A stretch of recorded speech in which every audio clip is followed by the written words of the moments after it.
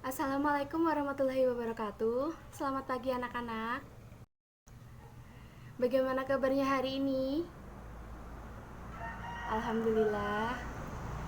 Nah, sebelum kita memulai pembelajaran hari ini, alangkah baiknya kita berdoa terlebih dahulu ya. Berdoa dipersilahkan.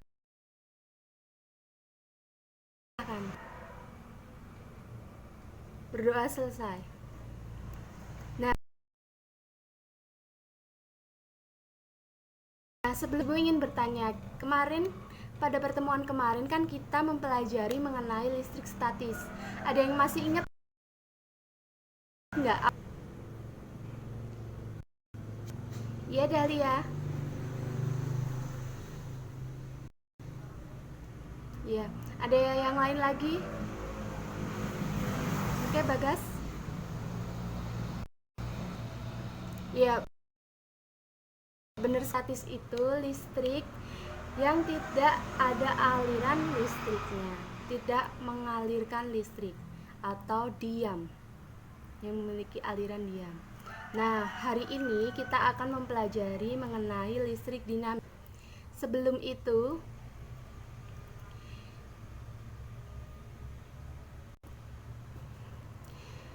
Ibu mempunyai beberapa permasalahan. Yang pertama, yaitu dalam kehidupan sehari-hari kita sering melihat televisi.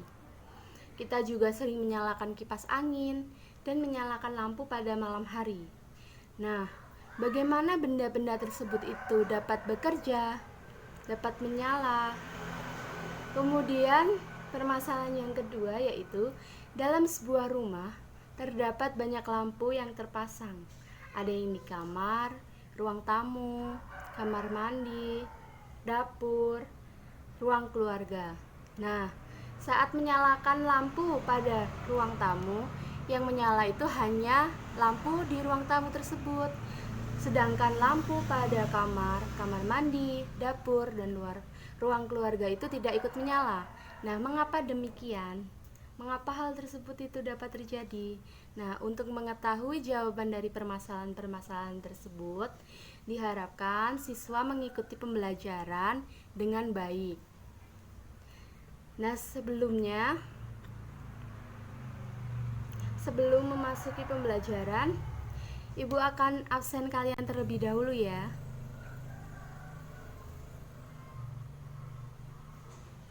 Adinda, Bagas, Clarissa, Citra, Daniel, Rosa, Sari, Sinta, Yohanes. Masuk semuanya ya? Ya, baik, alhamdulillah. Kalau masuk semuanya berarti kalian dalam keadaan sehat walafiat. Dan tetap jaga kondisi karena di masa pandemi ini sangat rawan terjadinya penyakit. Kita terserang penyakit. Baik, sebelum memasuki tujuan pembelajaran, Ibu akan menjelaskan mengenai jejaring tema apa saja akan kita pelajari mengenai pembelajaran hari ini, yaitu listrik dinamis. Nah,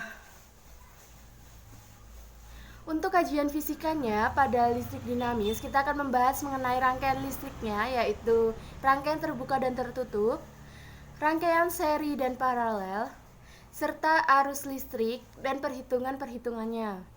Kemudian yang kedua, dalam cakupan biologinya kita akan membahas mengenai sistem syaraf, yaitu mengenai bagian-bagian sel syaraf, cara menghantarkan impuls kaitannya dengan listrik, serta untuk bahan kajian kimianya, kita akan membahas mengenai sifat bahan listrik, yaitu konduktor listrik, semikonduktor listrik, dan isolator listrik yang dilihat dari elektron valensinya pada atom-atom penyusunnya.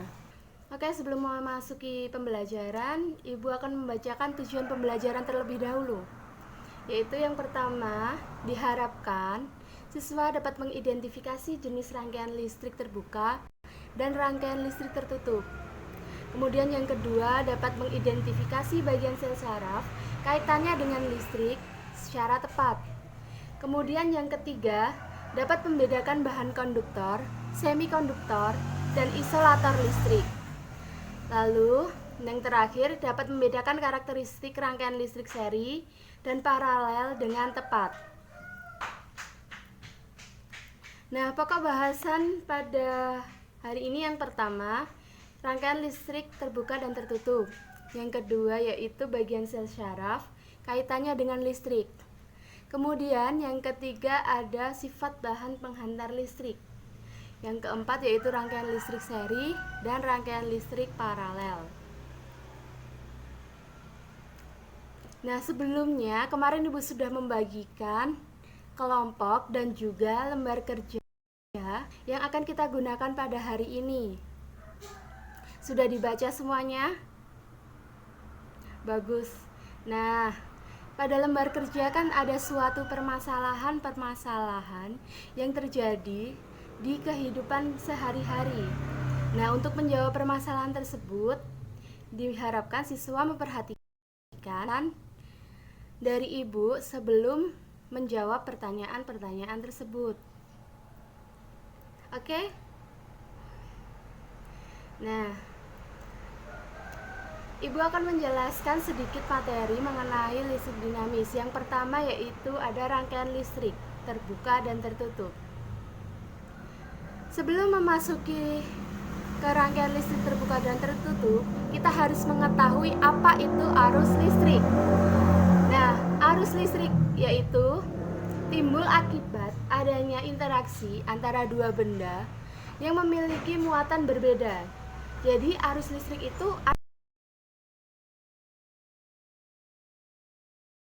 ada muatan yang berbeda. Nah, karena interaksi ini, maka timbul adanya arus listrik. Nah, arus listrik ini mengalir dari potensial tinggi ke potensial yang mana arah aliran listrik ini searah dengan aliran muatan positif, akan tetapi berlawanan dengan aliran muatan negatif. Jadi berlainan arah dengan elektron atau muatan negatif. Nah, tetapi walaupun berlawanan arah dengan aliran elektron, besarnya arus listrik ini sebanding dengan besarnya aliran elektron. Nah, selanjutnya kita membahas rangkaian listrik terbuka dan rangkaian listrik tertutup. Nah, rangkaian listrik itu adalah jalur yang dilalui oleh arus listrik. Rangkaian itu jalur yang dilalui oleh arus listrik. Nah, misalnya pada kabel kipas angin, pada kabel TV. Nah, itu adalah jalur yang dilalui oleh alir listrik, arus listrik. Nah, lalu rangkaian listrik terbuka. Rangkaian listrik terbuka itu adalah suatu rangkaian yang tidak dapat mengaliri arus listrik karena jalannya arus tertutup. Nah, bisa dilihat pada gambar ya. Yang rangkaian listrik terbuka itu menyebabkan lampu tidak dapat menyala karena tidak adanya arus listrik yang mengalir. Dapat dilihat bahwa saklarnya terbuka sehingga menyebabkan lampu tidak menyala. Kemudian rangkaian listrik tertutup. Nah, rangkaian listrik tertutup yaitu suatu rangkaian yang dapat mengalir arus listrik karena jalannya arus tertutup atau saling berhubung, sehingga lampu dapat menyala karena terdapat arus listrik yang mengalir. Kemudian yang kedua yaitu bagian sel syaraf kaitannya dengan listrik. Nah, listrik pada makhluk hidup itu disebut dengan biolistrik, berbeda dengan listrik yang berasal dari elektron.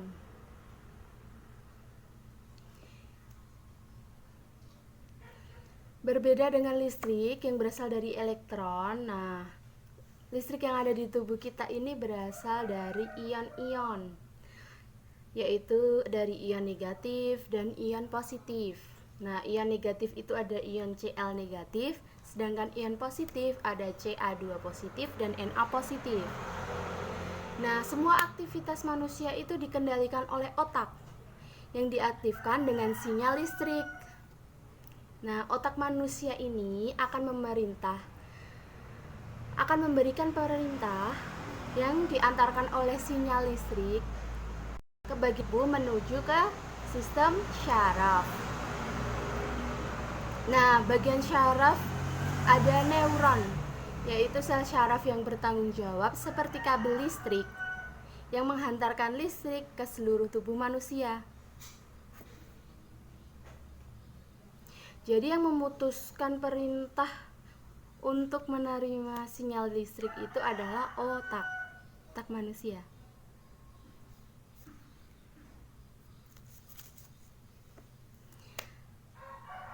Nah, dalam kehidupan sehari-hari, baterai itu berguna untuk menyalakan alat-alat listrik. Nah, sedangkan biolistrik itu berguna untuk tubuh atau makhluk hidup seperti manusia. Nah, itu contohnya perjalanan impuls syaraf menuju ke efektor pada tubuh manusia. Nah, perjalanan impuls syaraf menuju efektor pada tubuh manusia ini terjadi sangat cepat karena adanya proses kelistrikan pada sel syaraf. Nah, sel syaraf itu juga disebut sebagai neuron yang berperan dalam menghantarkan impuls atau rangsangan. Nah, bagian-bagian neuron yang berperan untuk menghantarkan isyarat biolistrik itu terdapat menjadi 3 bagian utama. Yang pertama yaitu badan sel yang mengandung inti sel dan sitoplasma, di mana di dalam sitoplasma terdapat mitokondria yang berfungsi sebagai penyedia energi dan untuk membawa rangsangan. Jadi badan sel itu untuk penyedia energi dan pembawa rangsangan. Kemudian yang kedua ada dendrit. Nah, dendrit itu suatu serabut yang merupakan penjuluran dari sitoplasma.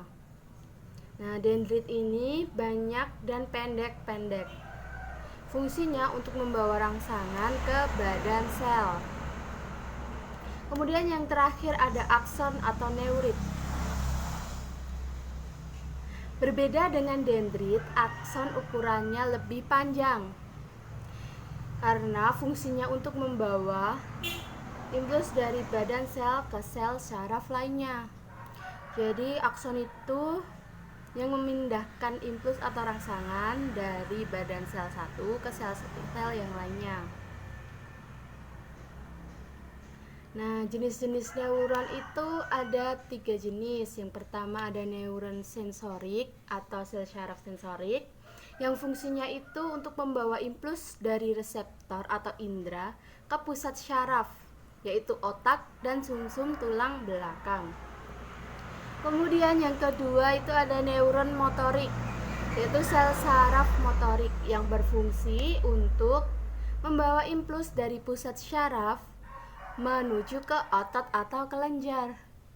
Kemudian yang terakhir terdapat neuron konektor atau sel syaraf perantara yang biasanya terdapat banyak di otak atau di sumsum tulang belakang. Nah, fungsinya ini untuk membawa impuls dari neuron sensorik ke neuron motorik. Jadi, neuron konektor ini tuh sebagai penghubung antara neuron sensorik dengan neuron motorik.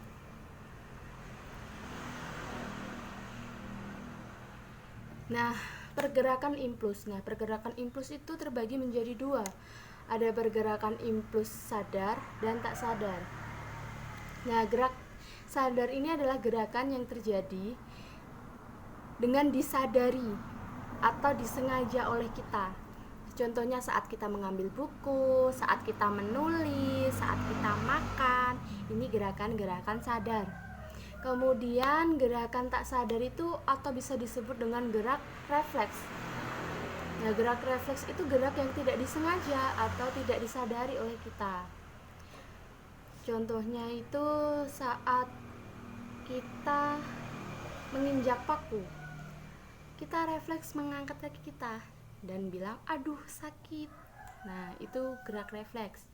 Kemudian saat kita mengedipkan mata kita, kelopak mata kita ini, karena kemasukan benda asing atau kelilipan. Nah, itu kan kita otomatis kalau kita kelilipan langsung dulu kelilipan gitu kan. Nah, kemudian juga saat memegang panci panas, kita nggak sengaja habis masak air, tiba-tiba memegang panci, aduh panas gitu, kita langsung lepas tanpa sadar, kita lepas, kita refleks melepasnya karena terasa panas. Nah, itu tadi gerak tak sadar. Nah, skema geraknya, kalau gerak sadar itu terjadi kita menerima impuls, maka akan ke reseptor atau indera, kemudian ke syaraf sensoris, lalu menuju ke otak. Kalau gerak sadar, tujuannya yaitu otak. Nah, kemudian menuju ke saraf motorik, lalu ke efektor atau otot. Kemudian kalau gerak refleks itu dari impuls, kemudian ke reseptor atau indera, kemudian ke syaraf sensor tulang belakang. Jadi kalau gerak sadar itu ke otak, kalau gerak refleks itu ke sumsum tulang belakang. Nah, habis dari sumsum tulang belakang sama ke sel syaraf motorik, kemudian ke efektor atau otot.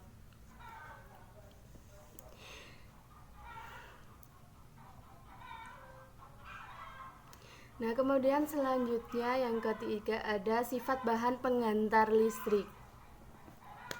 Nah, dalam pelajaran tentang kelistrikan, kita akan mengenai sifat-sifat bahan penghantar listrik yang baik dan yang buruk. Nah, sifat bahan ini digolongkan menjadi 3, yaitu yang pertama ada konduktor, yang kedua ada semikonduktor, yang ketiga ada isolator. Nah, setiap bahan ini memiliki karakteristik masing-masing yang dapat menghantarkan listrik. Nah, seberapa kuat bahan tersebut dapat menghantarkan listrik itu dipengaruhi oleh adanya elektron bebas atau elektron valensi. Nah, yang pertama yaitu bahan konduktor atau bahan penghantar. Bahan konduktor itu bahan yang bagus untuk menghantarkan arus listrik. Nah, bahan konduktor ini dapat baik menghantarkan arus listrik karena memiliki banyak elektron bebas. Contohnya dari bahan konduktor itu yaitu besi, tembaga, timah, perak, emas, dan lain-lain. Kemudian yang kedua ada bahan isolator atau bahan penyekat. Nah, bahan isolator ini yaitu bahan yang tidak dapat menghantarkan arus listrik, berbeda dengan bahan konduktor tadi. Bahan isolator ini tidak dapat menghantarkan arus listrik karena memiliki sedikit elektron bebas. Contohnya pada kertas, kayu, karet, keramik, dan kaca. Lalu masih ada banyak lainnya yang merupakan bahan-bahan isolator listrik. Kemudian yang terakhir yaitu ada bahan semikonduktor. Namanya juga semikonduktor, yaitu bahan penghantar listrik yang tidak sebaik konduktor tetapi tidak seburuk isolator. Nah, jadi dia dapat menghantarkan arus listrik cuman lebih sulit, tidak sebaik pada bahan konduktor. Nah, itu contohnya yaitu silikon, arsenit, selenium, dan lain-lain. Kemudian selanjutnya kita akan membahas tentang rangkaian seri dan paralel. Nah, rangkaian listrik seri itu rangkaian listrik di mana semua hambatan listrik atau peralatan listrik itu disusun secara berderet.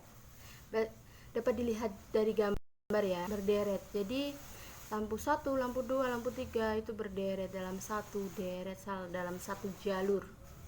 Itu disebut dengan rangkaian seri. Nah, dalam rangkaian seri ini, besarnya hambatan total rangkaian merupakan jumlah dari keseluruhan hambatan peralatan listrik yang disambung dalam rangkaian. Nah, misalnya ini untuk kuat arusnya atau I-nya, yaitu I sama dengan I1 sama dengan I2 sama dengan I3. Sedangkan beda potensialnya yaitu VAD sama dengan VAB ditambah VBC ditambah VCD. Kemudian hambatan pada rangkaian seri itu penjumlahan dari hambatan pertama, hambatan kedua, dan hambatan ketiga atau R1 ditambah R2 tambah R3. Ini bisa dilihat pada gambar ya.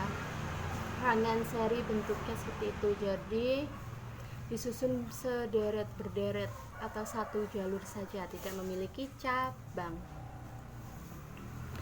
Sedangkan rangkaian listrik paralel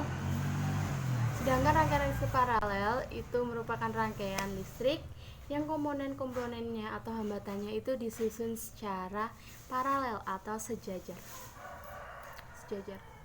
dengan sumber arus listrik. Dapat dilihat pada gambar tuh ya. Memiliki cabang, tidak sederet, tidak sejalur, jadi memiliki jalur-jalur lainnya. Nah, kalau dari gambar itu kan dibagi menjadi 3 cabang. Hambatannya R1, R2, R3 nya dibagi menjadi 3 cabang. Nah, kalau dalam rangkaian listrik seri itu I1 sama dengan I2 sama dengan I3.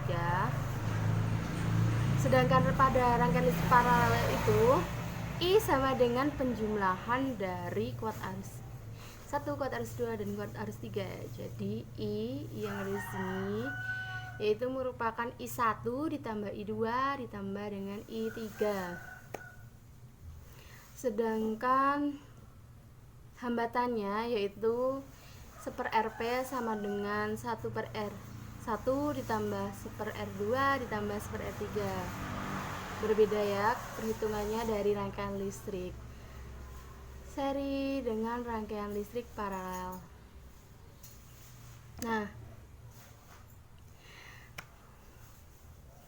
materi yang dapat Ibu sampaikan sudah cukup di sini saja. Nah, kemarin kan Ibu sudah membagikan LKS yang sudah kalian pelajari kan, tadi sudah bilang begitu. Ya, ini permasalahan-permasalahannya tadi ya, yaitu yang pertama, dalam kehidupan sehari-hari kita sering melihat TV, menyalakan kipas angin, dan menyalakan lampu pada malam hari. Nah, bagaimana benda-benda tersebut dapat bekerja? Kemudian yang kedua, mengapa orang-orang PLN yang memperbaiki listrik, ya seperti yang ada di gambar itu, menggunakan sepatu karet saat memperbaiki listrik? Yang ketiga, dalam sebuah rumah terdapat banyak lampu yang terpasang, ada di kamar, ruang tamu, kamar mandi, dapur, dan ruang keluarga. Nah, saat menyalakan lampu pada ruang tamu, tetapi hanya lampu ruang tamu aja yang menyala, lampu pada kamar, kamar mandi, dapur, dan ruang keluarga tidak ikut menyala. Mengapa hal tersebut dapat terjadi? Nah, permasalahan-permasalahan tersebut silahkan didiskusikan bersama-sama dalam satu kelompoknya, kemudian tulis jawabannya di lembar kerja yang telah Ibu bagikan kemarin. Ibu beri waktu 15 menit, cukup ya? Oke, selamat berdiskusi.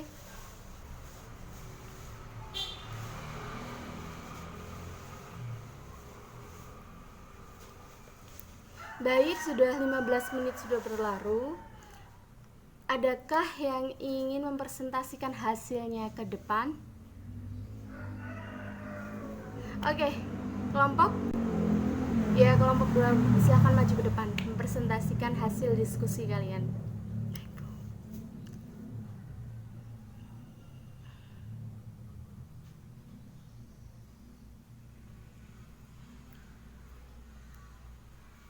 Baik, terima kasih. Ada yang ingin mempresentasikan hasilnya lagi?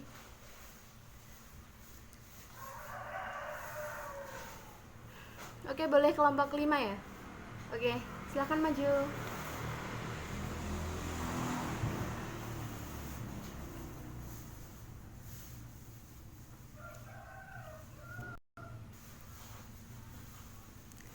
Baik, terima kasih.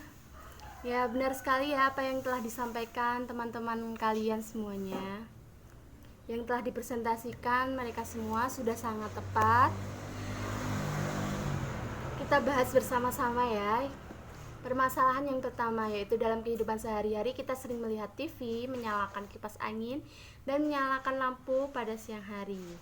Nah, bagaimana benda-benda tersebut dapat bekerja? Benar sekali tadi ya jawabannya, bahwa benda-benda tersebut dapat bekerja karena adanya arus listrik yang mengalir. Sehingga TV dapat menyala, kipas angin juga dapat menyala, dan dapat menyalakan lampu karena adanya aliran listrik. Sehingga rangkaian tersebut merupakan rangkaian tertutup karena terdapat aliran listrik. Kemudian yang kedua yaitu mengapa orang-orang PLN yang memperbaiki kabel listrik menggunakan sepatu karet saat memperbaiki listrik. Nah, seperti yang tadi Ibu jelaskan ya, bahwa terdapat bahan-bahan yang dapat menghantarkan listrik dengan baik maupun yang dapat menghambat listrik atau penghantar listrik yang buruk. Nah, karet ini merupakan salah satu bahan isolator listrik atau penghantar listrik yang buruk, sehingga digunakan untuk memperbaiki kabel-kabel listrik supaya tidak terkena aliran listrik, karena dalam tubuh kita juga ada sel syaraf yang dapat terjadi aliran listrik bila terkena listrik, bila tersengat listrik, biar tidak tersetrum ya. Kemudian yang ketiga, dalam sebuah rumah terdapat banyak lampu yang terpasang. Ada yang di kamar, ruang tamu, kamar mandi, dapur, dan ruang keluarga. Nah, saat menyalakan lampu pada ruang tamu, hanya lampu pada ruang tamu yang menyala, tetapi lampu pada kamar, kamar mandi, dapur, dan ruang keluarga tidak ikut menyala. Nah, mengapa hal tersebut dapat terjadi? Nah, hal tersebut itu dapat terjadi karena rangkaian listriknya disusun sel, sehingga saat lampu ruang tamu dinyalakan hanya lampu yang ada di ruang tamu aja yang menyala karena alirannya berbeda atau jalurnya berbeda, memiliki cabang. Jadi pada cabang satu saat saklarnya dibuka, hanya di cabang satu aja lampunya yang mati, sedangkan saat di cabang satu saklarnya ditutup, hanya pada lampu pada cabang satu saja yang menyala.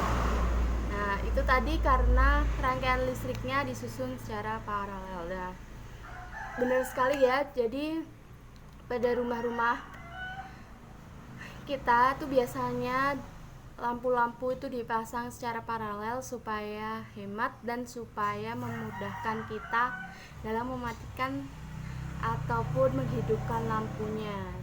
Jadi tidak saat menyalakan lampu di ruang tamu nanti semuanya ikut menyala, padahal kita hanya butuh menyalakan lampu di ruang tamu, jadi kita bisa menghemat listrik. Itu salah satu jadi penghematan listrik.